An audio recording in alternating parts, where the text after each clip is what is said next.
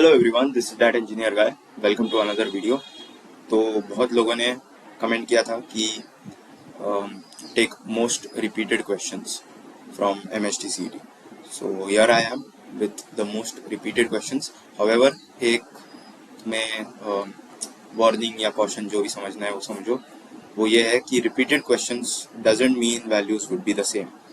Usually 10th standard तक या 8th standard तक वही हमारे अंदर आइडियोलॉजी थी कि यार रिपीटेड क्वेश्चंस मतलब सेम वैल्यूज आएंगी। अगर 30 वाटरमेलन लिए है मैथ्स के प्रॉब्लम्स में तो 30 वाटरमेलन ही आएंगे, या फिर अगर फादर की एज 40 है तो फिर सन की एज 50 ही आने वाली है, तो मैं वैल्यूज रट के जा सकता हूँ।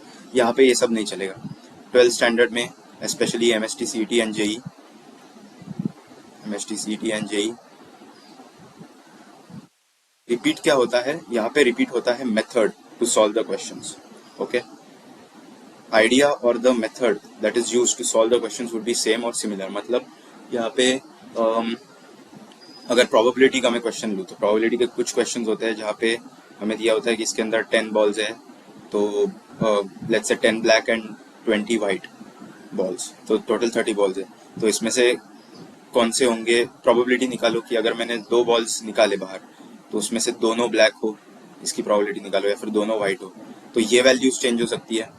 यहाँ पे बॉल्स की जगह पे लेट्स से कुछ अलग चीज हो सकती है, लेकिन आइडिया सेम होने वाली है। हमें वही प्रोबेबिलिटी के लॉजिक से सोचना होता है। तो yes, this is one thing, the trend that you have been observing in MSTCET papers, MSTCET PYQs। तो क्या ट्रेंड मिल रहा है, कौन सा चैप्टर सबसे ज्यादा रिपीट हो रहा है, या फिर कौन सा चैप्टर है जो कि बिल्कुल रिपीट नहीं हो रहा, तो इसके बारे में बात करते हैं। सो first chapter that I would say that is getting the most repeated is your entire calculus. Okay, इसमें इंटीग्रेशन आ रहा है, इसमें इंटीग्रेशन आएगा, इसमें डिफरेंशिएशन आएगा, डिफरेंशियल इक्वेशंस आएगी, लिमिट्स की वैरायटी ऑफ क्वेश्चंस है जो कि रिपीट हो रहे हैं, डेरिवेटिव्स रिपीट हो रहे हैं, एरिया अंडर द कर्व, ठीक है। स्टैंडर्ड क्वेश्चंस है, इसके ऊपर स्टैंडर्ड क्वेश्चंस रिपीट हो रहे हैं, तो वो भी हम सॉल्व करेंगे इस वीडियो में। कैलकुलस के बाद the another topic that is getting the most repeated is your probability. Probability में कौन सा आ रहा है तुम्हारा, बेसिकली प्रोबेबिलिटी मींस मैं प्रोबेबिलिटी एंड स्टैटिस्टिक्स कहना चाहता हूँ उसे, स्टैटिस्टिक्स। सो इसमें तुम्हारा PNC आ गया, बाइनोमियल थियरम आ गया, प्रोबेबिलिटी, प्रॉपर प्रोबेबिलिटी आ गया, बाइनोमियल प्रोबेबिलिटी आ गया, देन तुम्हारा स्टैटिस्टिक्स आ गया, मीन मोड, वेरिएंस। तो ये सब चीजें जो कि रिपीट हो रही है। थर्ड नंबर पे है तुम्हारा वेक्टर अलजेब्रा, या फिर इन जनरल में अगर अलजेब्रा बोल दूं तो अलजेब्रा के भी बहुत सारे टॉपिक्स है जो कि रिपीट हो रहे हैं। इसमें वेक्टर्स आ रहा होगा, इसमें 3D आ रहा है। ओके, तो ये टॉपिक्स सबसे ज्यादा, ये 3 जो मैंने चैप्टर्स बताए, इनसे सबसे ज्यादा रिपीट हो रहे हैं questions in the recent years from 2016 to 2021। Okay, तो इन टॉपिक्स को कभी मिस मत करो। उसके अलावा वो टॉपिक्स जिनके हमेशा क्वेश्चंस आते ही है, topics from where at least one question comes। Okay, तो वो टॉपिक्स कौन से है, that is your miscellaneous topics, जैसे कि मैथमेटिकल लॉजिक हो गया,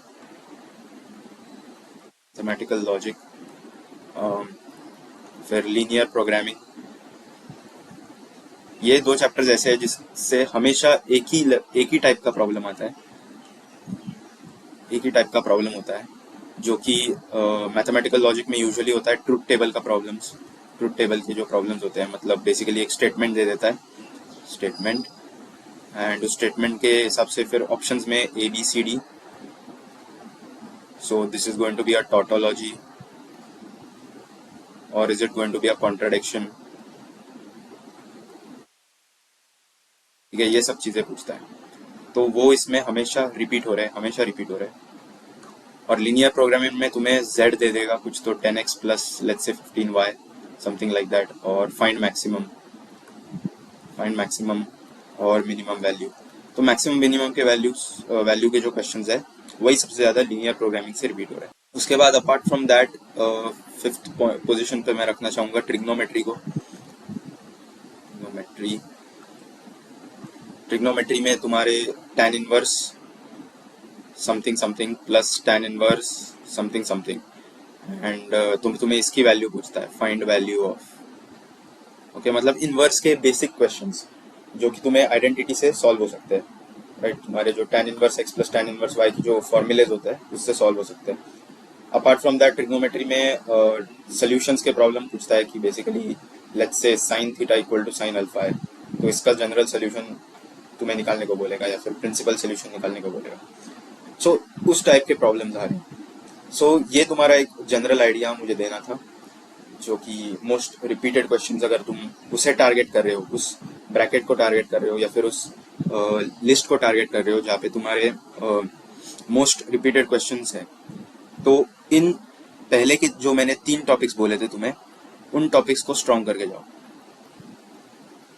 ठीक है, पहले के जो ये इंटीग्रेशन बोला मैंने, तो पहले के ये जो मैंने कैलकुलस बोला था जिसमें इंटीग्रेशन ये पूरा कैलकुलस आ जाता है, this takes care of at least 40% of your MSTCT paper. Okay, and बाकी 60% ये है प्रोबेबिलिटी एंड स्टैटिस्टिक्स, जिसमें बायनोमियल थ्योरम, प्रोबेबिलिटी, कुछ थोड़ा बहुत अलजेब्रा भी आता है। ओके, देन थर्ड पे तुम्हारा वेक्टर अलजेब्रा जो कि वेक्टर 3D है। बस इन 3 टॉपिक्स को अच्छे से करके जाओ, तो तुम्हारे जो रिपीटेड क्वेश्चंस है, मोस्ट रिपीटेड क्वेश्चंस, वो इन्हीं 3 टॉपिक्स से आते हैं। ठीक है, अब हम क्वेश्चंस की तरफ बढ़ते हैं। So now guys, let's take up the questions that are the most repeated for MSTCT। ठीक है, so the most repeated questions,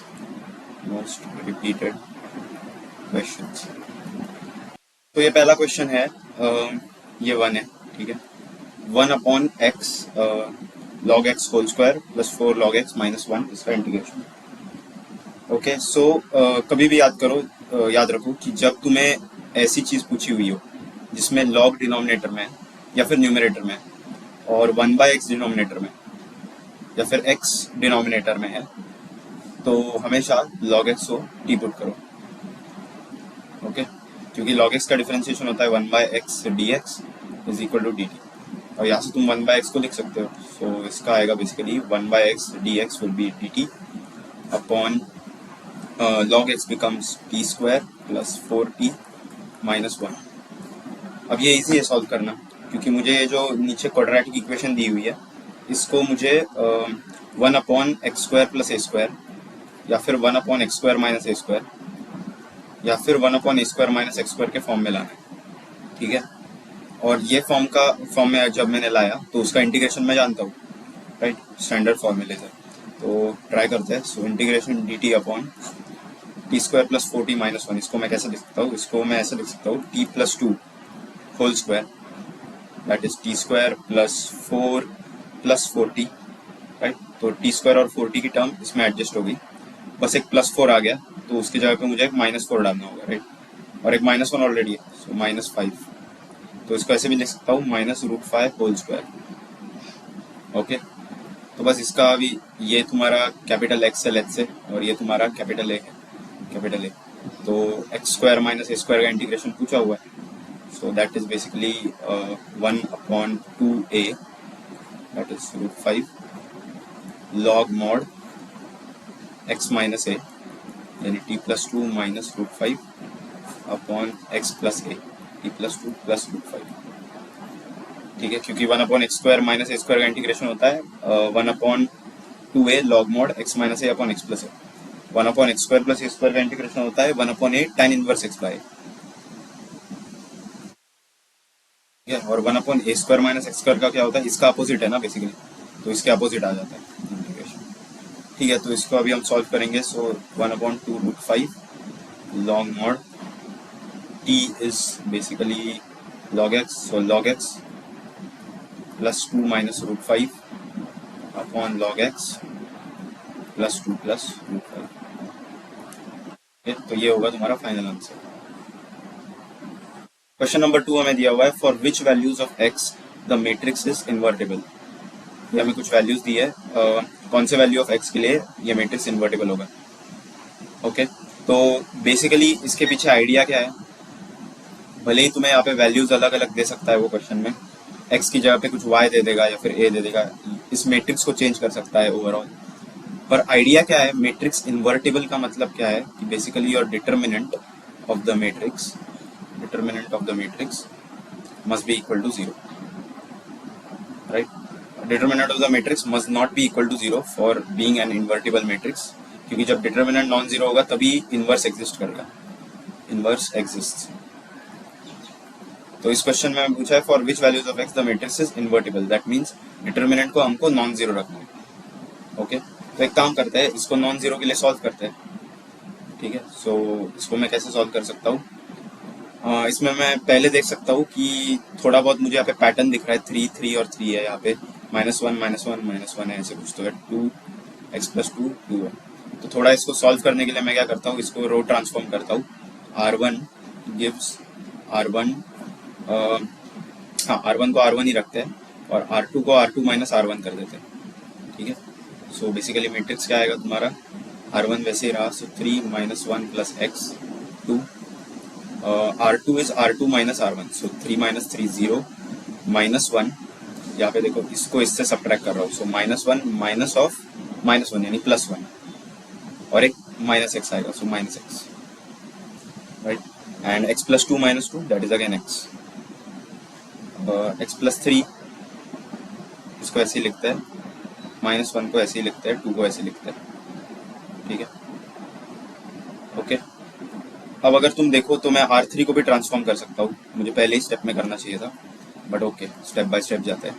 R3 को R3 - R1 कर सकता हूँ, सो 3 - 1 + x 2, here 0 - x and x, x+3 - 3 that is x, -1 minus of minus, basically ये -x लेके आएगा, 2 - 2 0।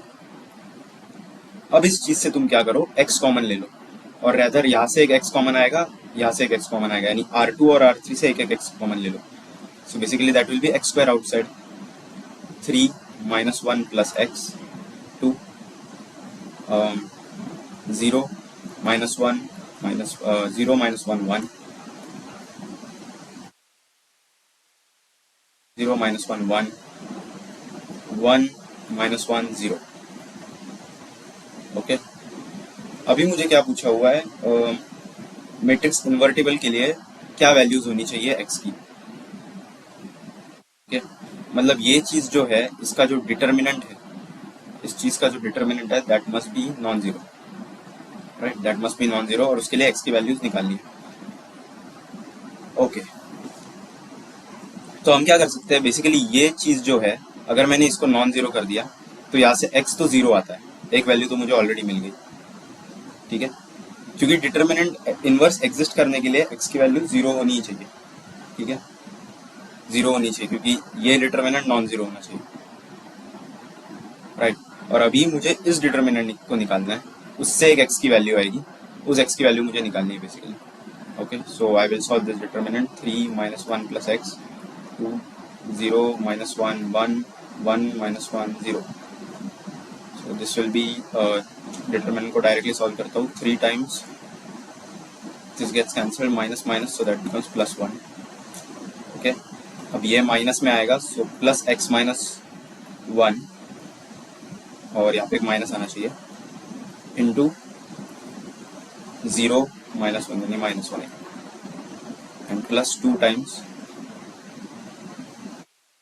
minus minus, that is +1, and this must be equal to 0. So 3 plus x - 1 plus 2 must be equal to 0. So 2 - 1 1, 1 + 3 4, so x की value कितनी आनी चाहिए, -4, यानी x की दो वैल्यूज के लिए ये मैट्रिक्स क्या होगा, इन्वर्टिबल होगा, राइट। कौन सी वैल्यूज है, -4 0। क्वेश्चन नंबर 3 दिया हुआ है हमें, if A, B and C are coplanar, then the value of P will be. Okay. अब इसको सॉल्व करने के मल्टीपल तरीके हैं, ठीक है, लेकिन सबसे बेस्ट मेथड जो है इसको सॉल्व करने की, और ये क्वेश्चन बहुत बार रिपीट हो सकता है जेई और एमएचटी सीटी में, और क्योंकि ये काफी इजी क्वेश्चन है, बस तुम्हें एक कॉन्सेप्ट पकड़नी है। इसमें दिया हुआ है कि A vector this, B vector is this and C vector is this, okay whatever they are supposed to be coplanar, then the value of p। Coplanar का मतलब जानते हैं क्या?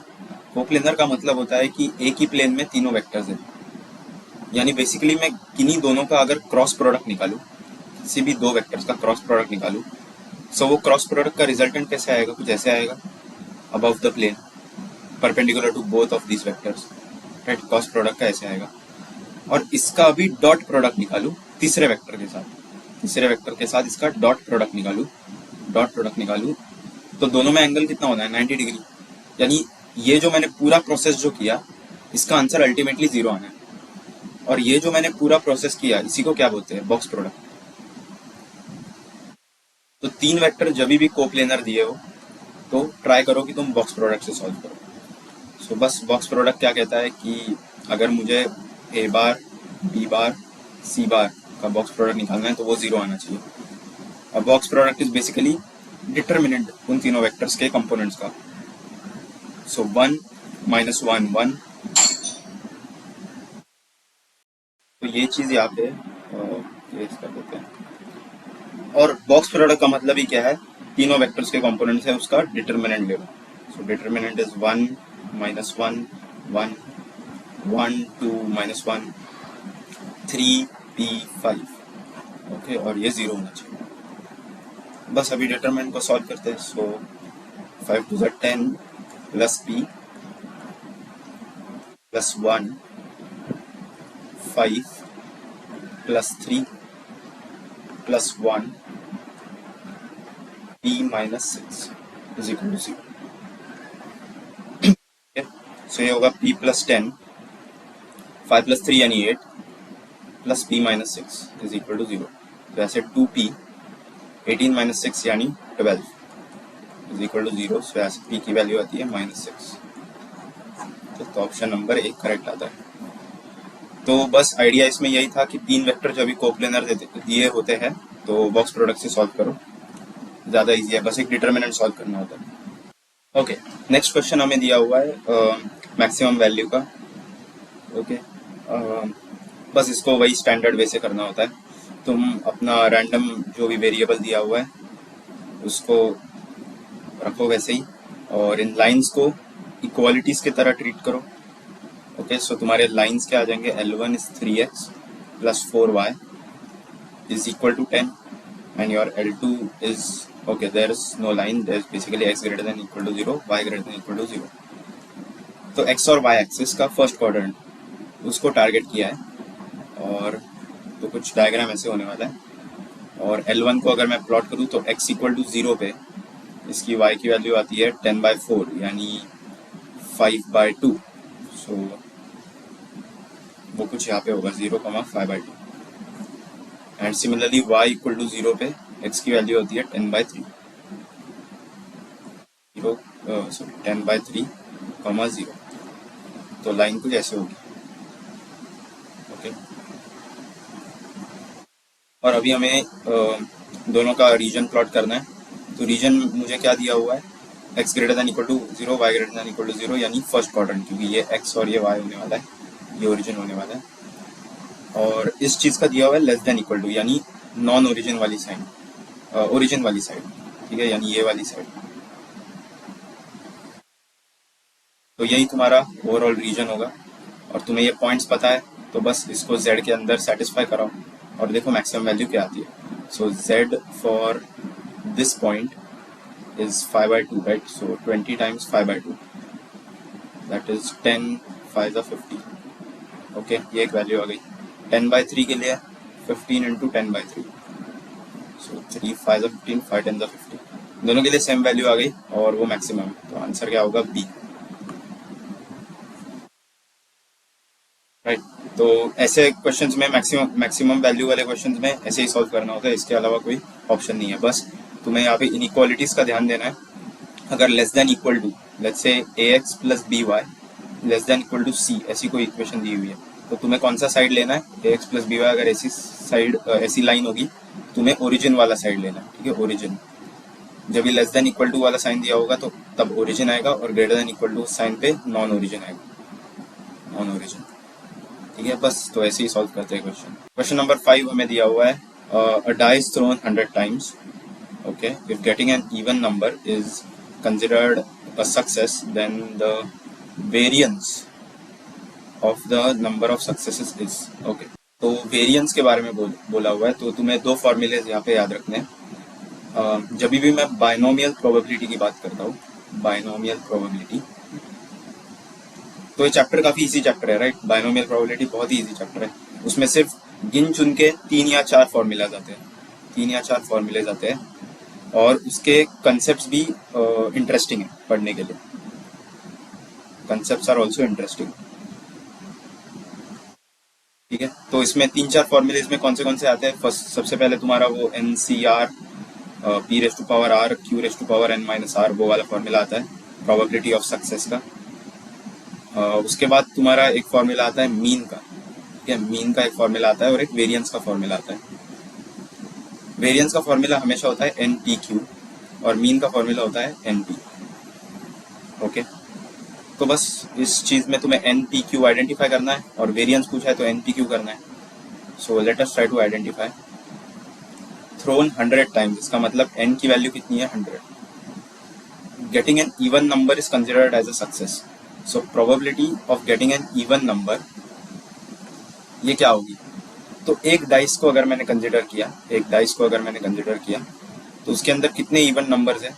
सो 2 है, 4 है, 6 है, और टोटल आउटकम्स कितने हैं, 1 2 3 4 5 6। यानी तुम्हारा जो प्रोबेबिलिटी ऑफ इवन नंबर है, that is basically 3 divide by 6, and that is basically 1/2। सो इससे तुम्हारा Q भी आ जाएगा, Q of getting even number. अगर इवन नंबर का प्रोबेबिलिटी आपने सक्सेस बोला है, जो कि है P, तो फिर Q क्या है, ऑड नंबर, क्योंकि इवन और ऑड दो ही नंबर हो सकते हैं। So that will be again 1 - 1/2, that will be half. और देख भी सकते हो 135 के लिए ऑड आने वाला है। ठीक है, सो NPQ तुम्हें मिल गया, बस अभी तुम्हें वेरिएंस के फॉर्मूले में डालना है। So variance is going to be N, that is 100, P that is going to be half, Q that is going to be half. So this is basically 25। तो ऑप्शन नंबर बी आ जाएगा। ठीक है, अगर इसमें मुझे मीन पूछ लेता तो मैं मीन भी निकाल सकता हूँ। मीन क्या आएगा, basically 100 into half, that is 50, right. तो कभी कभी तुम्हें मीन की वैल्यू और वेरिएंस की वैल्यू देता है, Q की वैल्यू पूछता है। Q के वैल्यू से तुम्हें P की वैल्यू मिल जाती है, P और Q के वैल्यूज में, और तुम्हें N भी दिया हुआ होता है, तो फिर तुम यहाँ से NCR का फॉर्मूला भी तुम्हें पूछ सकता है। ठीक है, समझ रहा है मैं क्या कह रहा हूँ। ओके, तो ये तीनों फॉर्मूले सबसे इंपॉर्टेंट है, इसको करके जाना।